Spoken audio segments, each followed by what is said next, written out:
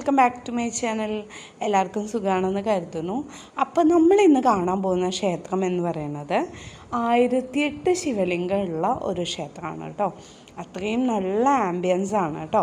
അപ്പം നമുക്കിങ്ങോട്ട് എങ്ങനെയാണ് പോകാമെന്നൊക്കെ നോക്കാം. ആദ്യം റൂട്ട് നോക്കാം കേട്ടോ. അപ്പം ഈ ഒരു ക്ഷേത്രം സ്ഥിതി ചെയ്യുന്നത് സേലത്താണ് കേട്ടോ. അപ്പം നമ്മൾ ആദ്യം തിരുനെല്ലിയിൽ നിന്ന് സേലത്തോട്ടാണ് പോകുന്നത്. തിരുനെല്ലിയിൽ നിന്ന് ഏകദേശം 360 കിലോമീറ്ററോളം ഉണ്ട് കേട്ടോ. ഒരു 6.5 hours 7 hours ഒക്കെ ആവും, depend upon the train. Okay, അപ്പം നിങ്ങൾ എവിടുന്നാണ് വരുന്നത് വെച്ചാൽ അതിനനുസരിച്ചുള്ള റൂട്ട് സ്ഥലത്തോട്ട് എങ്ങനെയാണ് വരികയെന്ന് വെച്ചാൽ അങ്ങനെ നോക്കുക കേട്ടോ.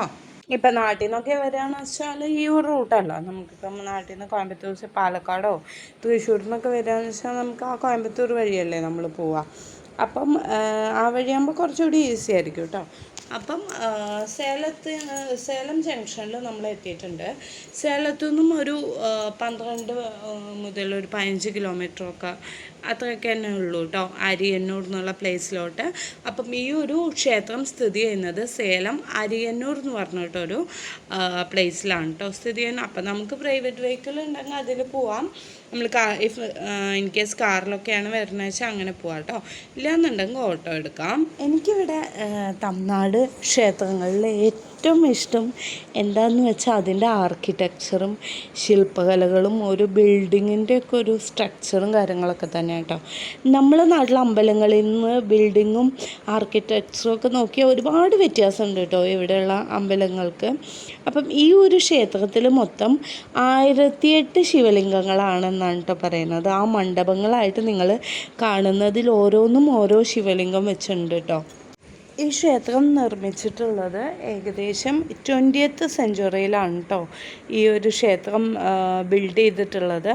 ഇതിൻ്റെ ആർക്കിടെക്ചർ എന്ന് പറയുന്നത് നമ്മുടെ ദ്രവീഡിയൻ ശൈലിയിലുള്ളതാണ്. അതേപോലെ ജോമെട്രിക് പ്രൊപ്പോർഷനിലാണ് കേട്ടോ ഈ ഒരു ശിവലിംഗം ഇവിടെ പ്രതിഷ്ഠ ചെയ്തിട്ടുള്ളത്. അതേപോലെ തന്നെ ഇവിടെ ഉള്ള ഓരോ ലിംഗത്തിനും ഓരോ പേരുണ്ടെന്നാണ് കേട്ടോ പറയപ്പെടുന്നത്. അപ്പം നമുക്ക് പ്രദക്ഷിണം ചെയ്യാൻ പറ്റുന്ന രീതിയിലാണ് ഈ ഒരു ക്ഷേത്രത്തിൽ ശിവലിംഗം വന്നിട്ട് പ്രതിഷ്ഠിച്ചിട്ടുള്ളത്. ഇവിടെയുള്ള ഓരോ ശിവലിംഗങ്ങളും ഭഗവാൻ ശിവൻ്റെ ഓരോരോ രൂപങ്ങളാണെന്നാണ് കേട്ടോ പറയപ്പെടുന്നത്. പ്രധാനമായും ഈ ഒരു ക്ഷേത്രത്തിലെ പ്രതിഷ്ഠ എന്ന് പറയുന്നത് നമ്മുടെ പരമശിവൻ തന്നെയാണ്. പരമശിവൻ്റെ 1008 രൂപങ്ങളാണ് ഇവിടെ വന്നിട്ട് പ്രതിഷ്ഠ ചെയ്തിട്ടുള്ളത്.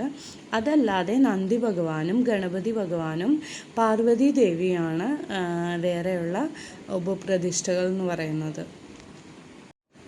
പ്രധാനമായിട്ടും ഇവിടെയുള്ള വഴിപാടുകൾ എന്ന് പറയുന്നത് നമ്മളുടെ ജലം, പൂക്കൾ, ചന്ദനങ്ങൾ ഇതൊക്കെ വെച്ചിട്ടുള്ള തന്നെയാണ്. 1008 ലിംഗത്തിലും ഇത് വെച്ച് പ്രാർത്ഥിക്കുന്ന ഭക്തജനങ്ങളുണ്ട് കേട്ടോ. അല്ലാതെ ഉള്ളത് നമ്മളുടെ നിത്യപൂജകളാണ്. മോർണിംഗും ഈവനിങ്ങും ഉള്ള നിത്യപൂജകളാണ് കേട്ടോ ഇവിടെയുള്ളത്.